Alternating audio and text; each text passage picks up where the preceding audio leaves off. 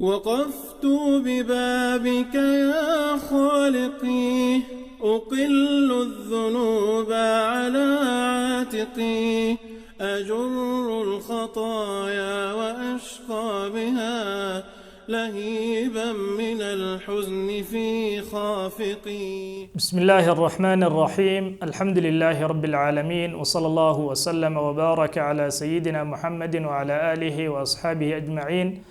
waxaan kusoo dhex jirnay dowradii aynu ku sharxaynay afartankii xadiid ee ducooyinka nabiga calayhi salaatu wasalaam ka mid ah.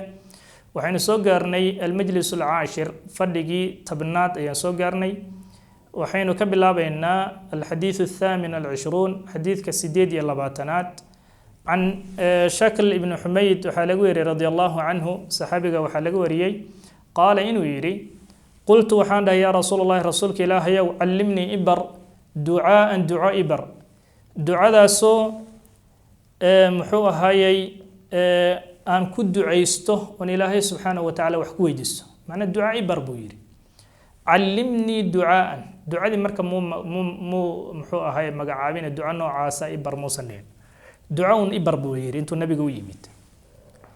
qaala markaas ayaan wuxuu yidhi saxaabiga nabiga wuxuu yidhi qul waxaa dhahdaa اللهم إني أعوذ بك من شر سمعي ومن شر بصري ومن شر لساني ومن شر قلبي ومن شر مني. رواه أبو داود والترمذي وحسنه وغيرهما.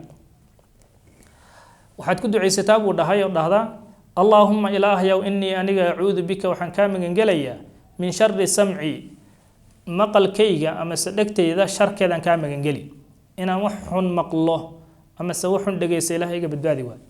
wa min shari basari, araygayga sharkiisaan ilaahay kaa magan gelayaa, ilaahay wax xun ha itusin waay. wa min shari lisaani, carabkayga sharkiisaan ilaahay kaa magan geli. wa min shari qalbi, qalbigayga sharkiisaan ilaahay kaa magan gelayaa.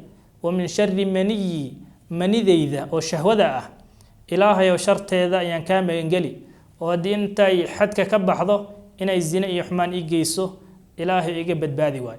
rawaahu xadiidka waxaa wariyay abu daawuud watirmidi waxasanahu wagayrihima. marka waa xadiid cajiib ah. ilaahay wuxuu ka magangelayaa xibnihiisa sharka ay la imaanayaan. kuwii ugu khatarsanaa buu nabiga calayhi salaatu wasalaam uu baray saxaabiga, uu leeyahay ilaahay ka magangal.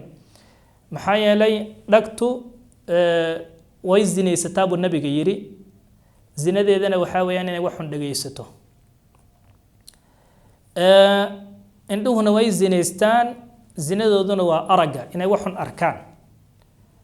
carabkana haddii sida xadiid kale uu ku yimid imaamu tirmidi uu warinayo, nabiga calayhi salaatu wasalaam wuxuu yidhi xumaan oo dhanba dee carabkan ayaa sabab u ah. wuxuu yidhi nabiga calayhi salaatu wasalaam haddaad rabto inaad waxaasoo dhan ka badbaado, kufa calayka haada. mucaad ibnu jabal buu wuxuu dhahay carabkaada iska qabo. saxaabigii mucaada marka wuxuu yidhi rasuul ilaahayo waxaan ku hadlayna ma noola xisaabinayaayo ma noola qabani. markaasuu nabigu wuxuu yidhi calayhi salaatu wasalaam thakilatka ummuka ya mucaad, wahal yakubu nnaasu fi nnaari calaa wujuuhihim aw calaa manaakhirihim ilaa xasaa'idu alsinatihim.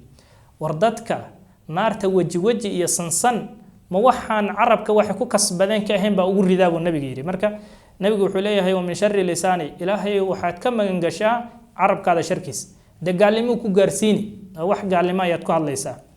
wa min shari qalbi, qalbigayga sharkiisana ilaahay iga badbaadi, saas ku ducaysa buu nabiga yidhi. qalbigana dee waa xibnaha jirka oo dhanba u taliya waay. nabiga calayhi salaatu wasalaam wuxuu yidhi alaa wa ina fi ljasadi mudqa idaa saluxat saluxa aljasadu kullu. jirka waxaa ku jira cad yar oo hadduu hagaago jirka inta kaleo dhan buu hagaagayo. alaa wahiya alqalbu, nabigu wuxuu yidhi waa qalbiga. marka saa ku ducaysa buu yidhi allahuma inii acuudu bika min shari samci, ilaahay waxaan kaa magangelayaa maqalkayga sharkiisa, ana dhegteyda inay wax xuna maqasho. wa min shari basari, araggayga sharkiisa ayaan allow kaa magangeli. wa min shari lisaani, carabkayga sharkiisa ayaan kaa magangelayaa. wa min shari qalbi, qalbigayga sharkiisa ayaan allow kaa magangeli. wa min shari maniyi, manidayda sharteeda aan allow kaa magangeli, inaan meel xun aan muxuu ahay la aado. rawaahu abu daawuud watirmidi waxasanahu wagayrihima. الحديث التاسع والعشرون، حديث كالسقال يلواتنات. عن عمران بن حسين، صحابي قال عمران بن حسين وحلق وريي ابن عبيد الخزاعي رضي الله عنهما أن رسول الله رسولك صلى الله عليه وسلم علم وحوبر أباه أبيه حسين بن عبيد الخزاعي كلمتين لبا كلمة أيوب براي لوذا كلمة يدعو بهما وكد عيسته أيو النبي عليه الصلاة والسلام براي لوذا كلمة مركا واكن اللهم ألهمني رشدي وأعذني من شر نفسي جملة دن كلمة ولا عبير كرام حيالي اللهم ألهمني رشدي هدا وجمله وأعذني من شر نفسي أيضا وجملة كله سياسي معناها علماء النحوذن أي شيئين وكلمة بها كلام قد يؤم ومدي ابن مالك والله رحمه الله تعالى اللهم إله يوم مركا لوذن جمله أي النبي عليه الصلاة والسلام بري صحابي قال له حسين ابن عبيد الخزاعي اللهم إله يوم ألهمني إلهامي أما سئوا فجي رشدي هنون كيغا إله يوم إغو توسي وقلبي كيغا كهنوني وقلي وأعذني الله إجابة بادي من شر نفسي نفتي ذا شر كذا نفط وشر بدنتها هاي آد بين أخطر بدنتها إلهي وإجابة بادي لا بدا جملة كد عيسويري اللهم الهمني إلهي يقول إلهام رشدي هنون كيغا وأعذني الله إجابة بادي من شر نفسي نفتي ذا شر كذا رواه الترمذي وحسنه وغيره. الحديث 30 حديث كصدنات عن أبي هريرة وحالقوري رضي الله عنه أن رسول الله صلى الله عليه وسلم كان رسولك وحوها يقول مدها اللهم إني أعوذ بك من الشقاق والنفاق وسوء الأخلاق رواه أبو داود والترمذي وغيرهما.